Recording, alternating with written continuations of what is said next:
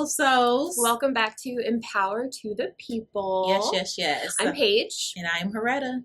And we are actually going to be doing follow-up to our first live that we did. So if you don't know, we are going to be showing up on our social media pages live once a month, the last Monday of every month, 7 p.m. That's when our live will be. So in our last live episode, we discussed self-care in this political climate. And I think that everybody knows what we mean by that. It's just been really overwhelming this year so far in general. From an astrological standpoint, this is going to be a pivotal year as it is with just everything going on. So what has been going on in the cosmos is definitely being reflected here on Earth and what's been going on. It's just been really overwhelming. And it feels like it's so much easier to just crash out and not pay attention to what's going on and stick our head in the sand, which can actually be more detrimental to us in the long run. So we want to talk about how we can not do that and actually show up, take good care of ourselves, and ultimately each other throughout this very trying time. Yeah. So for me personally, during this trying time, I am a huge advocate. Even before all this was occurring, I was a huge advocate in limiting the information that I receive. Yes. So what I mean by that is, like, I was literally the person that would just check in with my family members, like, what's going on, world news, what's going on? Now I really feel like I have to be a little bit more informed just because it's chaotic. Yeah. But I just limit myself. So I'm not a person that's going to watch the 6:30 news every single night. Right. Absolutely not. Right. I have actually, no lie, when the last 3-5 days after the inauguration, I took Facebook app off of my phone. So did because, I. Yeah, just took it I off. actually deleted all social media apps and then found out I couldn't get TikTok back for a while. But it was necessary. It was for my setting a mental boundary. sanity. Yeah, absolutely. So I was like, absolutely not. I'm going to limit myself because it was, believe it or not, it's a toxicity. It is. Just hearing the constant, I don't want to call it trash talk, but it's like people bickering and having it's your tit point. for tat. Yeah, tit for tat. It's trying to change each other's point of view. And no, we don't have to always agree on the same things. Absolutely not. But I can limit what I'm going to allow to come into my world, and my how system. We interact with it. Period. Yeah. So that's what I choose to do, is just limit the amount of content that I'm receiving that is not a positive standpoint for myself and where I want to be mentally. Yeah, we want to make sure that we are consuming or exposing ourselves to what we want to align with. Yeah. So I personally don't want to align with the chaos that seems to be unchecked in our current reality. So there are different ways in how we can do that. And I have started to limit my interactions with social media. Yeah. Obviously on a more personal level. And I would just like to say social media, like I have a really, I don't want to say negative mindset with social media, but until now, as most of my followers have probably seen, like I don't show up on my business page for social media a lot. And that is because it is so overwhelming. Social media is, a place for constant comparison, and it's just overwhelming with everything. And when I was starting my business, I used it mainly as like a lookbook for my work that I did. But now it's essential that you show up, and I just started feeling this aversion to it. However, it's exhausting. If you only knew, like, people who are not true, us being entrepreneurs, we know that is a tool, yes, that can really assist in the growth of your business. And now it's like an essential tool. It really is, but it's exhausting if you're not that kind of person that wants to be out there. Right. Yeah. And I think I can speak for Heretta in this too. We're introverts. Yeah. We do great one-on-one with our clients. Absolutely. But when it comes to like constant exposure, like introverts are actually de-energized. Yes, it drains you. Yes. And so to show up constantly on social media and put the mask on and Yeah. perform.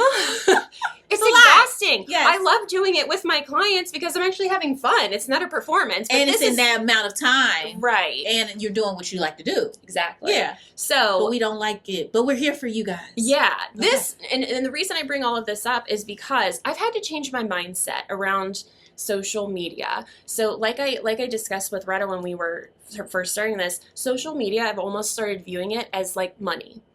It's just a neutral energy, right? Money is not the root of all evil. It's what you make it. Money can be used for great things, for good things, but people can also use it to do very bad things. And it's a choice, just like social media. Social media can be used for crap reasons, all right? Like spreading nonsense and, talking down on people or whatever, but it can also be used, and we're seeing this, in a way to help support and reach and educate each other. That's the part I like. Yes, and that's the mindset I have had to start embracing by coming into this project. If I really had to change my mindset about it. So in doing that, I have been having to show up on social media more to see what's going on, to see what's being talked about so that we can get on here and discuss and talk about it. But I'm having to set limits with myself because I feel it pull me back in when I start to see things that really upset me or really motivate me or really make me feel like I'm lacking in comparison to other people that I see. So I set a time limit for myself every day. I don't always follow it because sometimes I get going down the rabbit hole with like creativity or interest or whatever. Mm-hmm. But I actually set limits for myself on my phone. I set limits via screen time. So whenever I reach a certain amount of time, I think it's about an hour of social media per day, my phone actually stops me and it's like, you've reached your time limit. And then of course it gives you the option to keep going, but that at least keeps me conscious of what I'm doing. I need it. I need it though, because I know how I am and I will doom scroll. And I'm sure everybody knows what doom scrolling is because I am disassociating. I'm just checking out. I'm stuck on the cat videos, the, like artistic DIYs, And before I know it, 2 hours have gone by and I've gotten nothing done. Or I've gone down a political rabbit hole because I have friends that are keeping me informed. And I'm like, what is going on now? And I'm like, stop, I've got to limit myself. So I'm over here having like all this mental chatter in my head. Like, is that something I should challenge myself to do? Is do an hour? Because you know how you always get like that weekly report at the end of the week. That's like, you've been on this app for this long. And you've been on that app for me, it's a certain level of accountability because as a solo entrepreneur, if we don't drive or hold ourselves accountable, nobody else really is going to. Mm-hmm. So I've been working on trying to hold myself more accountable in different ways. And that's one of them. Okay. Even if it's not like, my hands are going to be smacked with the ruler if I keep, looking at social media, but it does help to keep me aware of like, okay, you've hit your limit for the day. Be mindful of that. That's fair. So just limiting your consumption in different ways. That's one way you can consider. I remember I was talking to a client one time and she was just talking about how she couldn't get away from it because she was having constant family members sending her like, have you seen this? Have you seen this? And I was like, tell them stop. Yes. Or you just can't handle it today. Yeah. So this is that you would prefer not to have this kind of content being sent to you anymore. And it was like it clicked in her head like, oh, I can give myself permission to say no. And this is this is another way to limit consumption and self-care is setting boundaries. Mm-hmm. Setting boundaries is not mean. No. Especially when it's for you. Yeah. At the end of the day, like you are your main priority. If you do not show up for yourself, you can't show up for anybody else. Nope. So guess what? If you are receiving constant nagging information and it's exhausting you mentally, which will in due time stress you out and weigh you down, then it comes into the physical. Y'all know I'm gonna always keep the mind, body, and spirit together. Right. Yeah, that's just what I do. But anyway, but I'm just saying, like, I think it's important just to set boundaries for yourself and limit things that are not healthy for you, and know that those who love and care for you will honor that. And if they don't honor it, then something is lacking in that relationship. Yes, and if they don't honor it, then that is just saying a lot more about the connection and them than it is about you. Sometimes in setting boundaries, we realize how many people were in our lives that were benefiting from us not having boundaries. So if anybody takes offense to you, just, gently informing, like, I appreciate you wanting to discuss this or keep me informed of what's going on, but it really overwhelms me. Can can we talk about something else? Or send me something positive. Yeah, or include something positive. Yeah, send me a baby laughing. That's my favorite thing. Babies laughing? Babies laughing. I will always go on YouTube. If I'm like really in a mood, I will go on YouTube and find babies laughing. Or I have a folder.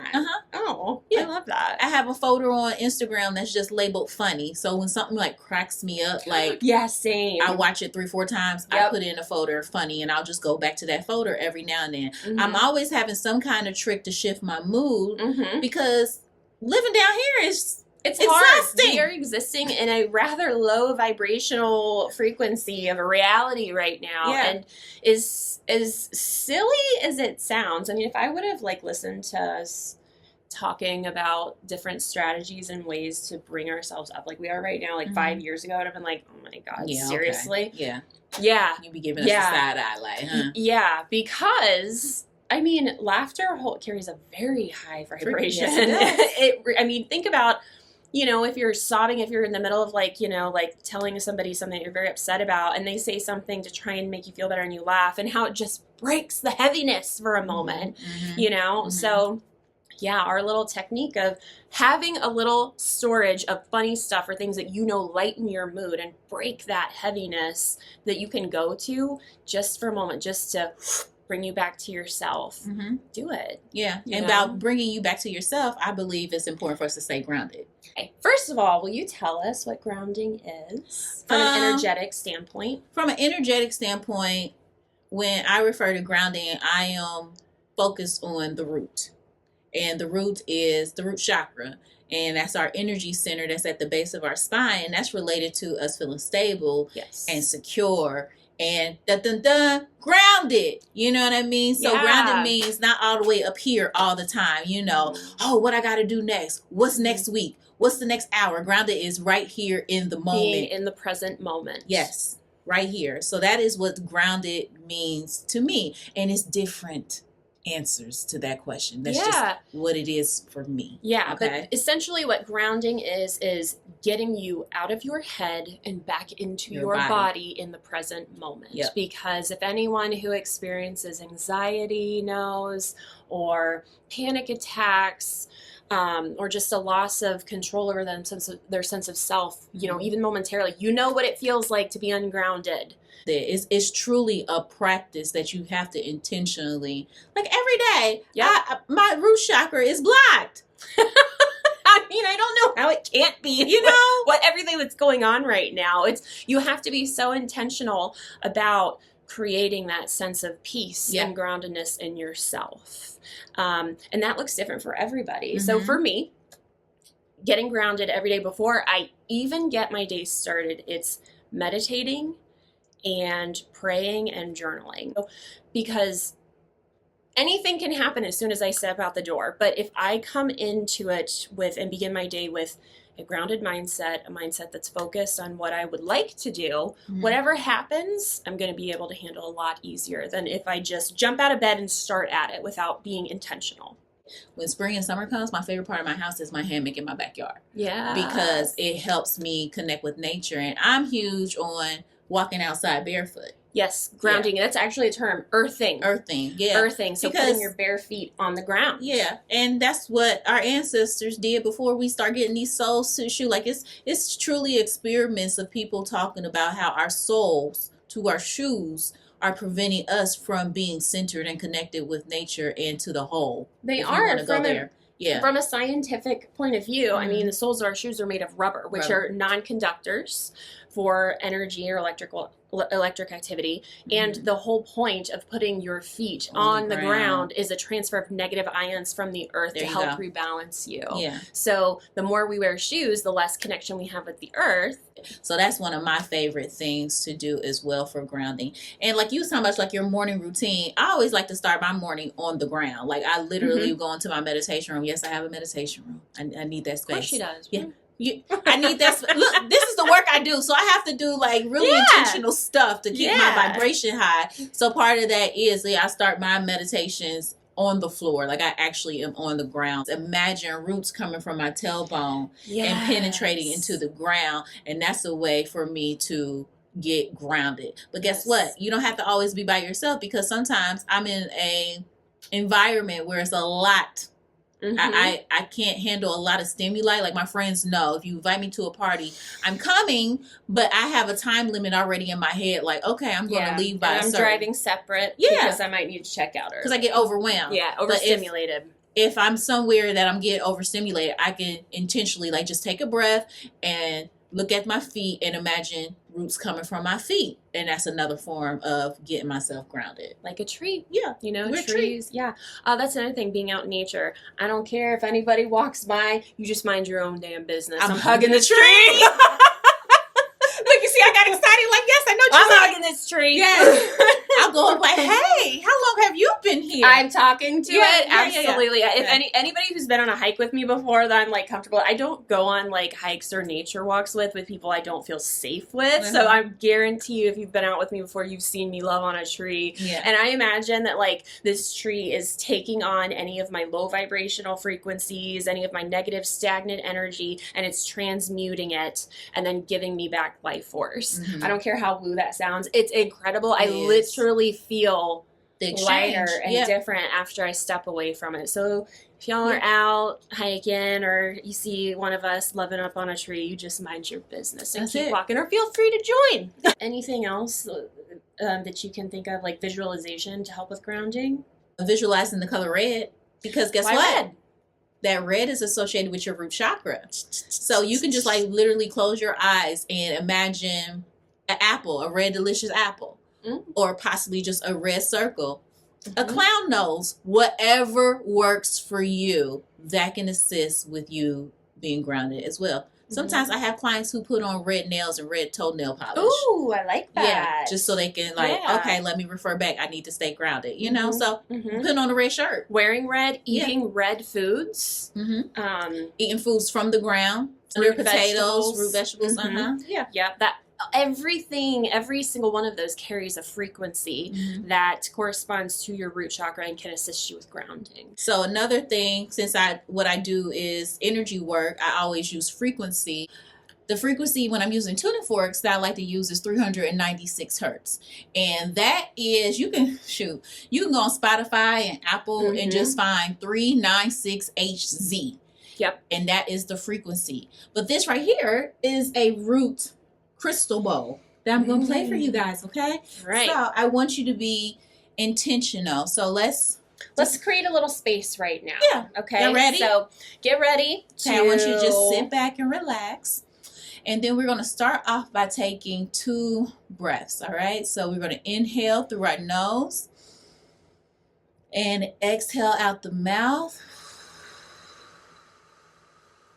Intentionally taking this moment just to ground ourselves. One more breath in. And exhale out the mouth. So this is another form of grounding yourself with sound and frequency.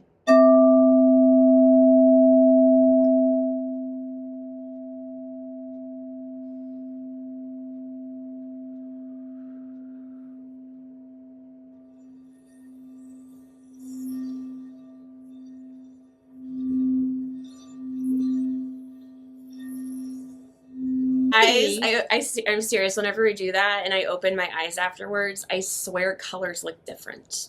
Like, I don't know what it is. I feel brighter. Do you feel brighter? Yes, that's what it is. I hope y'all can see it though, for real. But yeah, that's exactly what it does. I open my eyes. I'm like, oh.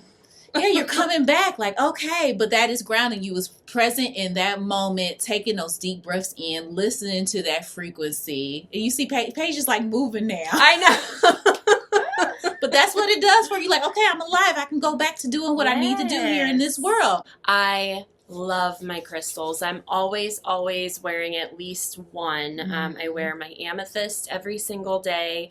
Amethyst is not I mean, it can be grounding, but amethyst is kind of like my signature go-to for me personally. But we have some examples of different crystals that even when you walk into my room or Heretta's treatment room, you might see some of our crystals like near our wall or near our doors, our entrances. I always have a black tourmaline. Me too. Y'all don't see it, Posted but it's there. up, hanging on there. I get so many questions on the way out, like, what is that? Yeah. So let's talk about crystals for a second. Because people are overwhelmed when they be like, crystals, woo-woo, what is that? I know. And to me, it is just an element of the earth that we are utilizing that actually has healing properties. Okay? Like you can sometimes literally, so we're doing show and tell. So this is a smoky quartz. Okay? And you can literally sometimes just hold it in your hands when you go. You see how my hands just start to move because I was able to pick up on the frequency of what this is supposed to do. You're not always going to know what each crystal is for, you know. Sometimes I go to a crystal shop and I'm just gravitate to a certain one, then I have to go home and do the research on it. But anyway, my point is that it's just an element of the earth that we are just using as tools to help us. Tools, yes. Yeah. And remember how we spoke about frequency a few minutes ago and how each thing carries a certain vibrational frequency to it. Crystals are no different. They're no different. So this is a black tourmaline. You can usually recognize black tourmaline right off the bat. It's kind of striated. It's always black. It might have inclusions of pyrite or like shiny mica throughout. Black tourmaline is known to be very, very grounding, very protective. It is also known to actually protect against and absorb EMFs, which are electromagnetic frequencies. So things coming off of our wireless devices, flowing through the air with our Wi-Fi and radio frequencies, which are at an all-time high and can have low vibrational effects on our bodies. So black tourmaline is a go-to for me. Sometimes I even sleep with this underneath of my pillow when I go to bed at night. Because if you're anything like any other human being on earth right now, we probably go to bed with our phones pretty close to our head. I tried to... Me. I put it in another room. Okay, unless you're Heretta. We'll talk it's about also that. my alarm clock, and I'm too lazy to get up and walk across the room to get it. Yeah. So it's my alarm clock, but I always put it in airplane mode, but I still like to sleep with this. Not to mention if I'm really stressed out from the day, or if I have a lot on my mind, I actually say a little intentional prayer before I go to bed to let my black tourmaline absorb and take any negative energy or thoughts off of me and my spirit and absorb it while I'm sleeping. Okay. We also have, since you were mentioning red. Yeah. And red. It's associated with the root chakra. This is a red jasper. So this is like one of my major go-tos for the root chakra. When people are like, oh my God, my root, I'm overwhelmed, I'm anxious, I just need help with grounding. I would say automatically, let's go to a red jasper. Because hello, it's red. Like your root chakra, so why not capitalize off of that? Yes, you know? And red is also associated with energy and passion and power. And so whenever I know that I'm going to be going into a day where I need groundedness and protection and stability, but I also need to keep my energy and my power up, I put that red jasper right in there and keep it. I did this because I keep my crystals. I am one of those memes. I am a damn walking meme. I do keep crystals in my bra. I am her too. Because I want them, like touching my skin to get the most benefit I can out of it. But yeah, I'm usually not leaving the house without one tucked in a pocket or my bra somewhere. Yeah. I have one. Can I tell a story? Oh yeah, I've got one too. Okay. So when we were prepping for this journey and this movement that we want to do, Paige just ran like, I have to go to the bathroom. I'm like, okay.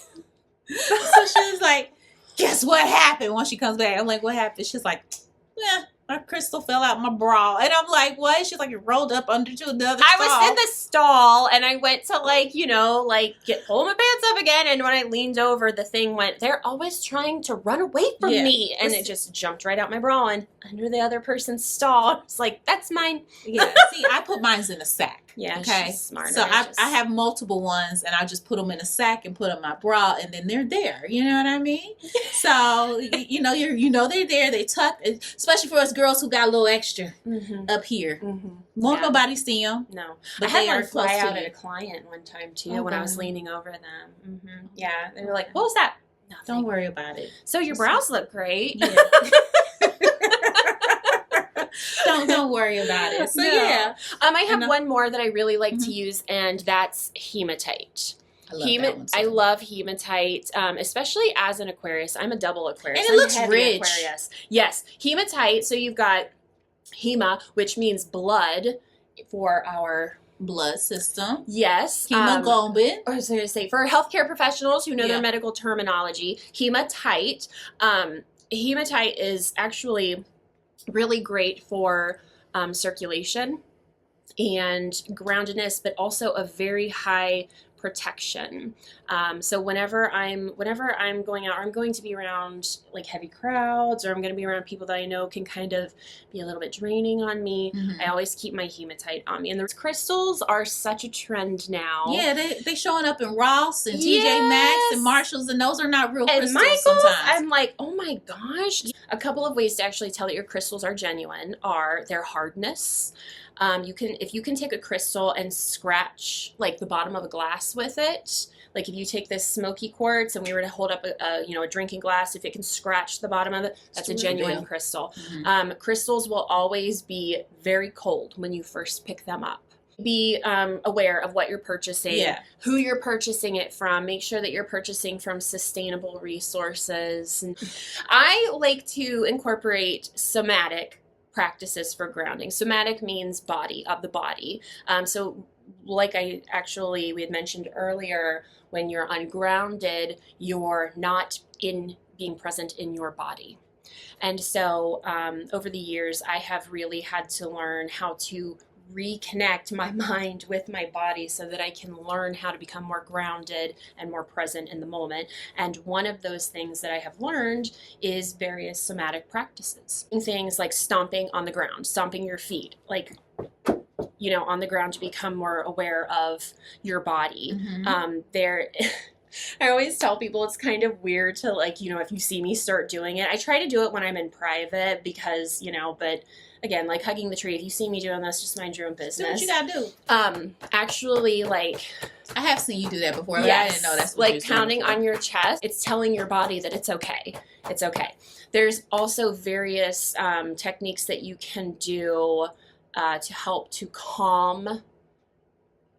I say activate, but by activating your vagus nerve, you're helping to calm your body. Things you can do to activate your vagus nerve. The vagus nerve is actually referred to as the soul nerve or the wandering nerve, because it stems all the way from our brain, all the way down the sides of our necks, down our body, and actually controls and communicates a lot with our gut. So they say the gut is the second brain. That's thanks to our vagus nerve. So when we're really anxious and out of touch with our body, you can be prone to fainting spells, digestive issues. You just feel very disconnected from your body. So there are certain practices that you can do with various eye movements to actually signal to your vagus nerve, which then tells your body we're safe. We don't need to be in sympathetic or fight or flight response mode right now. So if you want to learn more, techniques on somatic practice, they're just little things that you can do while sitting at your desk, while you're out and about, while you're on the bus, whatever things that you can do to help calm your body and ground your body. You can always go to YouTube and just search somatic practices or vagus nerve practices, and you can look up quick little videos on how to do grounding, calming techniques. So if you would like to learn about or have us touch on more of these topics, please leave comments. We want to hear from you. Yes, we love this. We want to hear from you. We're here to try and share this information on a broader spectrum rather than just individually with our clients. So if there's questions you have, if there are points that you'd like to make, or certain things you heard maybe you want to add to, please feel free to leave a comment. Or you can email us too. And email us, yes, which our email will be in the description below. Yes. And also share this with a friend. Please and like, subscribe. Please like, share, and subscribe. All that good stuff. Yeah. It helps us to get our message out there. We want to reach more people, and it will help us with this new project, getting it off the ground and sharing with everybody. So please like, share, and subscribe. Yeah, because it is our intention to empower you to be the very best version of yourself. Yes. Empower you. Empower to the people. Yep, that's it. All right, catch guys. y'all next time. Bye.